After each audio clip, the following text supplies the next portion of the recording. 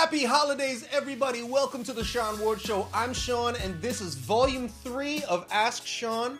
You guys submitted your questions, and now I am only too happy to be able to answer them for you. Let's get right into it. Before we get into the questions, I just want to say that if you got a question that you want answered, put it in the comments below, because that's where I get the questions for the next edition of Ask Sean. If you want to get a question and you want me to answer your question right here on the channel, put your question below, and it'll go into the next edition of Ask Sean. Now here we go. 100 Giles, my very good friend Davison asked, why do you love drawing?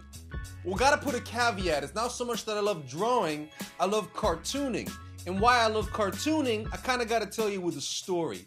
When I was in high school, I used to make these comic books about a character called Stickman, and I'd pass them around for all of my classmates to read. The teacher got hold of them and she called me up to her desk. I thought I was getting in trouble. But she says to me, I just wanted to tell you that I think it's brilliant how you can create this whole world with just a few strokes of a pen. It's brilliant. I loved getting that kind of praise, and that was kind of one of the only times I felt encouraged in all of my school career.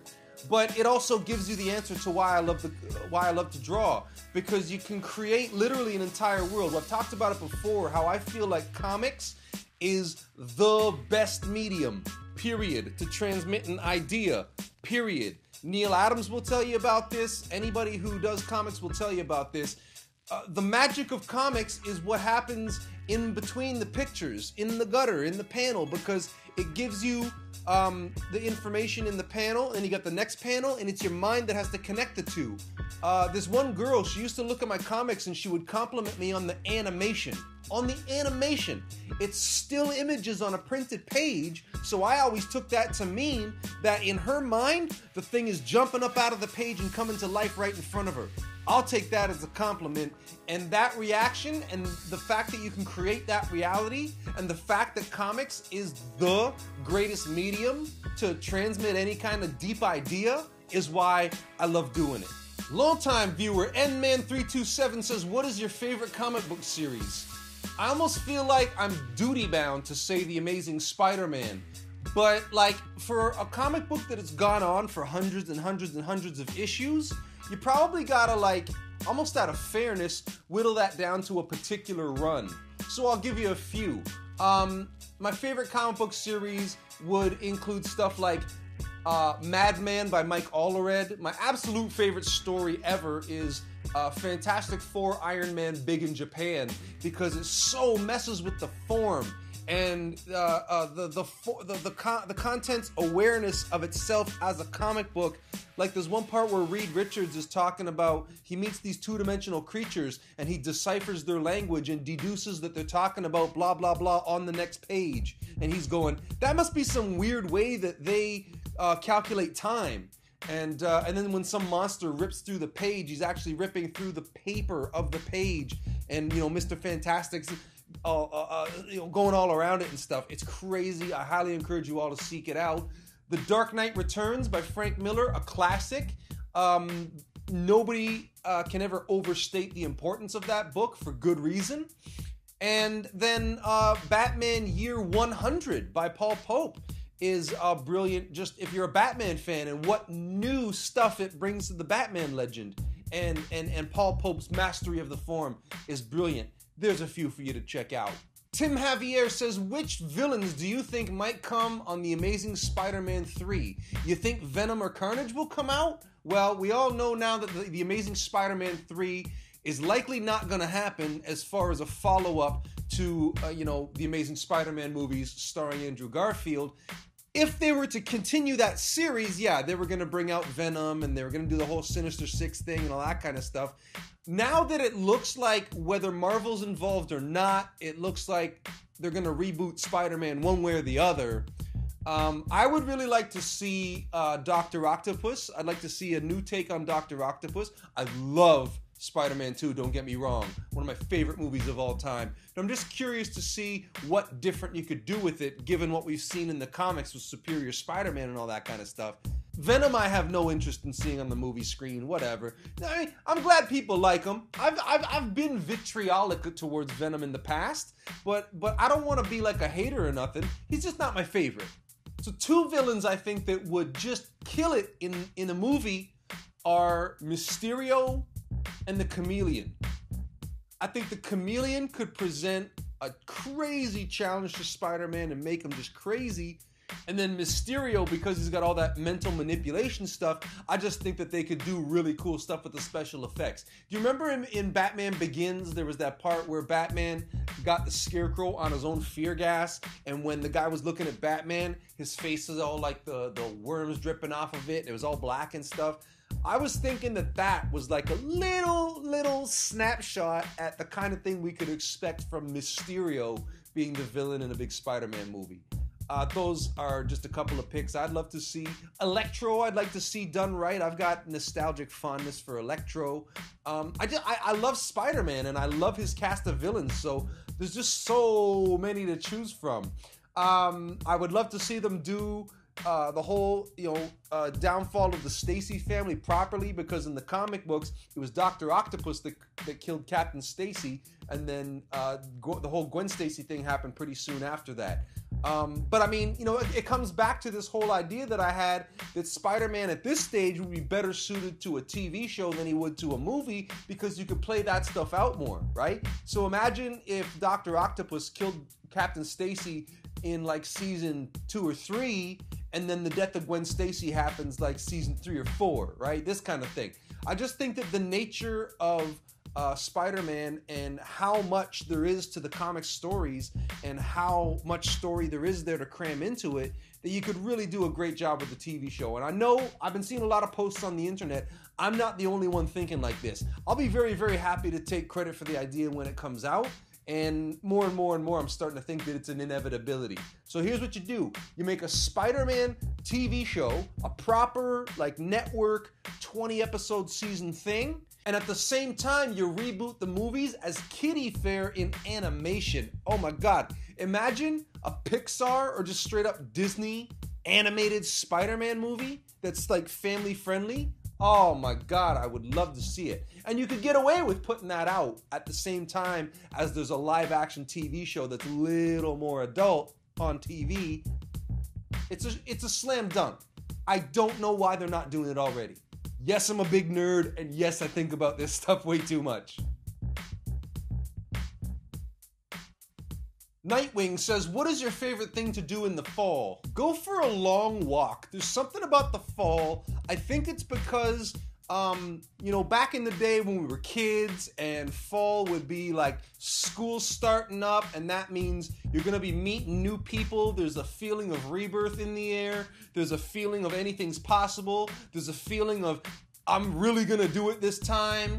There's something about the feelings that I used to get at the start of a new school year in the fall that really made me feel like possibility was endless, and it made me really excited about tackling new things and taking on new projects. And one of my favorite things to do at that time of year was to sneak out of the house in the middle of the night and go for a really, really, really long walk. And it's something that I still like to do now that I'm grown, and since I got a dog, it's really easy to do. I do it all the time. But yeah, in the fall, to go for a really long walk when the leaves have just started to fall and it's cool enough that you got to put a jacket on but not actually cold yet. I just find that to be really, really great thinking time. I get really great ideas at that time of year. I do really deep thinking at that time of year. And like I said, there's that nostalgic angle which just makes me feel full of hope and promise of new things to come. The man Brendan Dieter says, if you could see a fight between a DC hero and a Marvel hero, who would you pick? I feel like I should go Batman and Spider-Man on that one, but it's almost like that's too obvious. And I can already tell how they would write it. So forget about that. I think Batman and Daredevil, and I think they've already done that, but whatever. I think Batman and Daredevil would be an awesome showdown, because then you get into the whole thing about Matt Murdock being a lawyer and being blind, and it would take Bruce Wayne so long to figure out that they're the same guy, and the whole fact that he's blind, so how can he do this stuff? It just seems that would be a really neat X factor to throw Batman for just enough of a loop that it gives Daredevil that slight advantage that he needs at the right time. Be a fun fight anyway. But for the sake of movie supremacy, let's take it to Darkseid versus Thanos. Since Marvel is obviously leading up to Thanos as the big bad guy for the whole Marvel Cinematic Universe thing that they're doing, right? And now DC's playing catch up, and it seems like they're probably leading towards Darkseid being the villain for that stuff. So, yeah, let's see Thanos versus Darkseid on screen. Mano a mano. Let's see how that goes. Jacob Lipton asks, "Hey Sean, what would you do if you saw me beating an old lady with a baseball bat?" "I would take the bat away from you and stick it up your ass. Then I would call the police and assist them in any way I could." That's just a foolish thing to do. It's a mean thing to do. Why are you beating an old lady with a baseball bat? It's funny though, I get it. Asger's Spiderweb says, "Who is your fave Spider-Man villain?" One of my favorite questions to answer ever. I talk about this all the time. It would come down to probably Dr. Octopus, Electro, Sandman, and, well, here's the thing. I think of Doctor Doom as a Spider-Man villain because one of the first comic books that I read was a reprint of Doctor Doom fighting Spider-Man in The Amazing Spider-Man, I think number 5. And so, to me, he was a Spider-Man villain before he was a Fantastic Four villain. So, and I love Doctor Doom, so that would be my answer. If I had to pick specifically a Spider-Man villain, then it's a tough call. But yeah, I would probably go Dr. Octopus. Ooh! A brilliant question here. Ultimate Spiderpool says, if Peter Parker's Uncle Ben hadn't died, do you think he would have still become Spider-Man? See, that's a brilliant question because that aspect of tragedy is so central to who Spider-Man is that you take it away, what do you got? Is he as interesting? Is he still going to become a good guy? We'd all like to think that he'd still become a hero because we love him and we're rooting for him, but that's given what the story already is. But realistically, if Uncle Ben is still alive and well for many years to come, then Peter Parker is probably a guy who's happy to go on TV and make a lot of money exploiting his talents, taking care of his kindly old aunt and uncle, and then that's about the end of it. Maybe the Avengers and the Fantastic Four then see him on the television and seek him out and explain to him how important it is when you've got these powers and abilities to use them for good. And then he becomes Spider-Man anyway. Who knows? But the reason why the question I feel is brilliant is because you get into that thing of how, people say that you got to come from hard background, that no great art has come from children of rich people who grew up in a really nice neighborhood, that nothing of value came from that kind of background, right? There's that aspect of great art or just becoming something great requires some struggle to appreciate both sides of that coin. Is it valid? I don't know. A lot of really great people have done awesome things, coming from privileged backgrounds. But, that aspect of tragedy is so near and dear to what makes Spider-Man Spider-Man that it's really tough to say. He probably just stays a TV star. Who really knows? But the story is what it is, and we love what it is. Peter Parker says, which Peter Parker girlfriend would you go out with and why? I don't think that's very tough. Felicia Hardy is the answer for a number of reasons. Number one, she knows how to dress and make it look good. She's got the confidence and the swagger, right? That just seems like a chick that just knows how to hold it down on a night out. That seems like a woman that knows how to have a good time, right? Sexy, beautiful, knows where all the hot shit is going down, and knows how to rock what she's got. Mary Jane would be close because she's party girl, model, all that kind of stuff, but you'd probably end up not wanting to talk to her after, the first hour or two. So Felicia Hardy seems like the right mix of brains and beauty for me. So where are you, Felicia Hardy? Let's go partying. Crazy Chad MB asked me, favorite non-Marvel or DC superhero?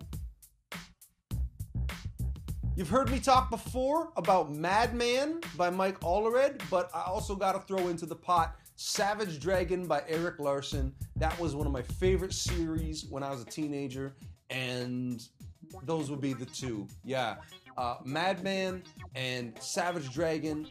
Oh my God, what if we had a crossover between those two?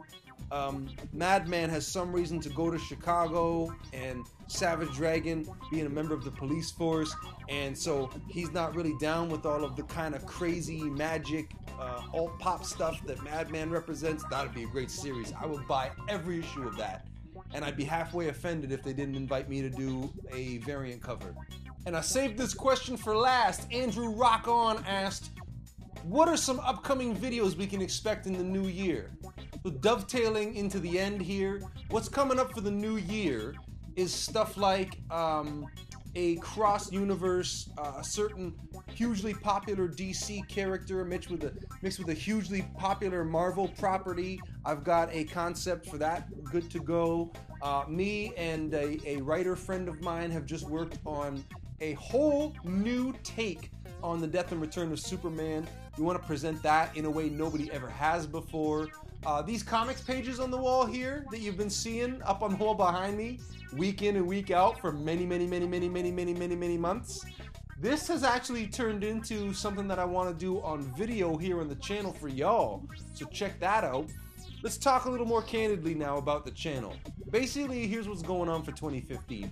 2014, I just wanted to do a video every single week, and I'm gonna come talk about this in a second. For 2015, I wanna raise the stakes in a few different areas. For 2015, I want to, as far as the superheroes that you already know, I want to raise the scope of what we're doing with those. So do more kind of big fan film stuff and actually tell big stories and do bigger stuff that takes longer to make, right? Don't worry, we're still going to do videos week in and week out.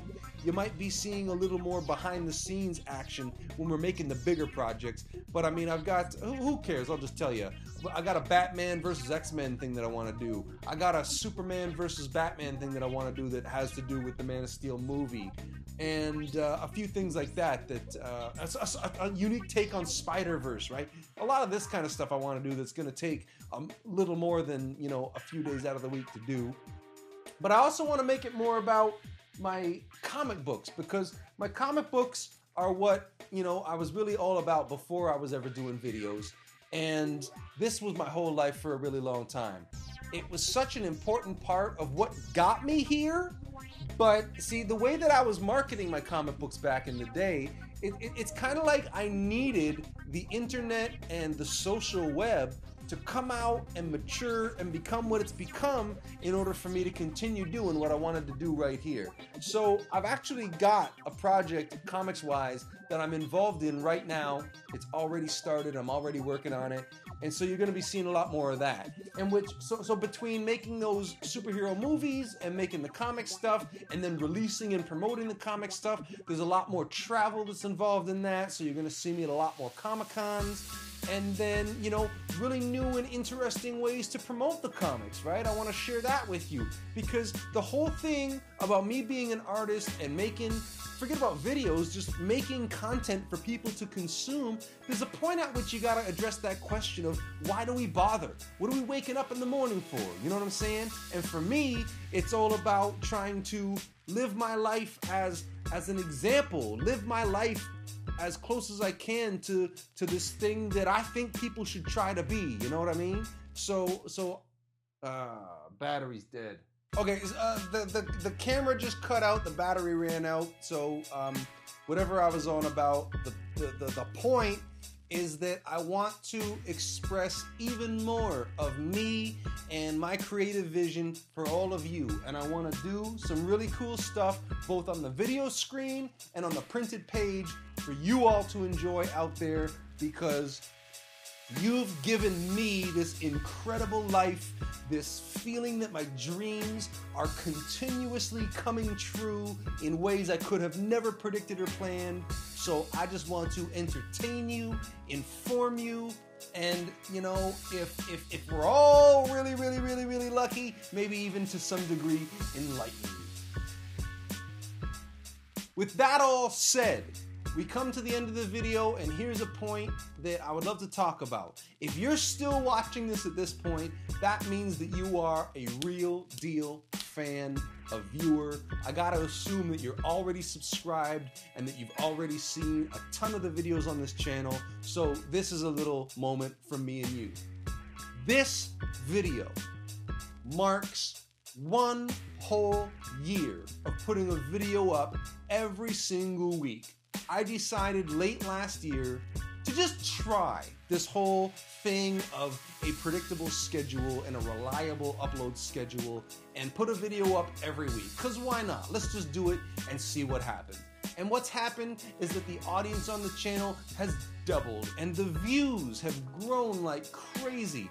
And there's videos now on the channel that I only put up because of that pressure of having to get something up this week that are ones that I really, really love that would never have even occurred to me to make had it not been for that pressure of getting a video up that week that then led to other brilliant opportunities and other fun little things that we've done on the channel here.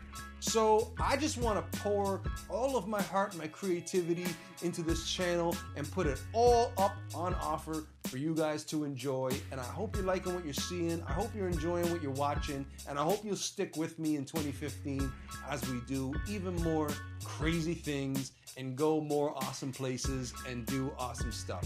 You guys who are watching this and checking out these channels, thank you all so much. I don't even know how to tell you how much I appreciate you guys checking me out, supporting me, subscribing to the channel, sharing it with your friends and stuff. So the only way I know how to express my gratitude is to just keep on going, making videos every week, sharing them with you, and trying to make something cool and fun and exciting happen with all of you. Thank you so much for watching. Now, Ask Sean will continue. The next volume will go on, and if you want to be a part of it, put your questions in the comments down below. That's it for this edition of Ask Sean. Thank you all so much. Like I said at the top, put your questions for the next one below, and we'll see you as we start to do big things for 2015. Thank you all so much. I love you. Bye-bye.